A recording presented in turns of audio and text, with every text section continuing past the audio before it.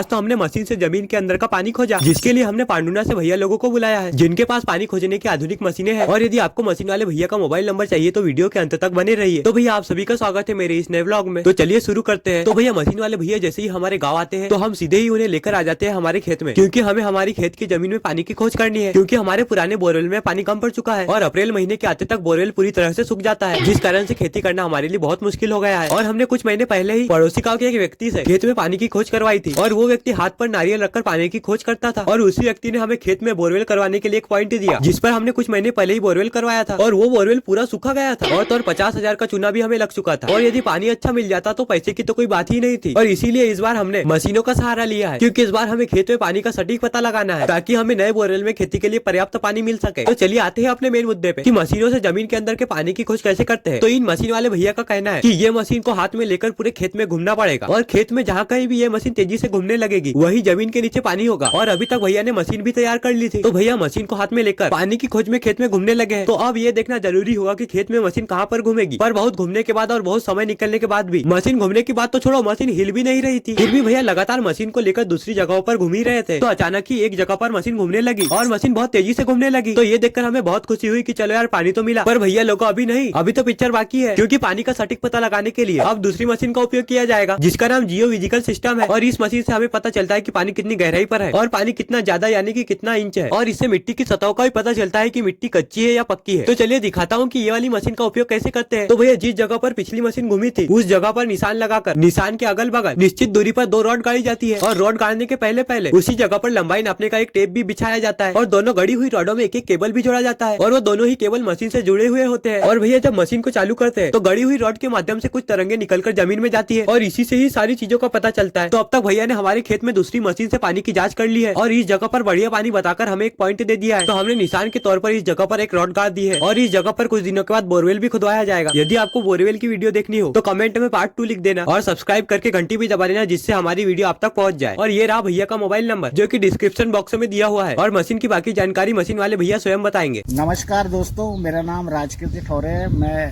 पांडुना मध्य प्रदेश से हूँ, और मैं यहाँ पर आया हूँ वाटर सर्वे करने के लिए।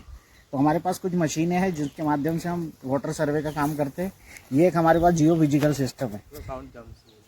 जियो फिजिकल सिस्टम है जिससे कि हम वाटर को आइडेंटिफाई करते हैं, रॉक फॉर्मेशन और डेप्थ सारा इससे निकालते हैं। इसी से बहुत बेहतर तरीके से पानी की खोज की जा सकती है।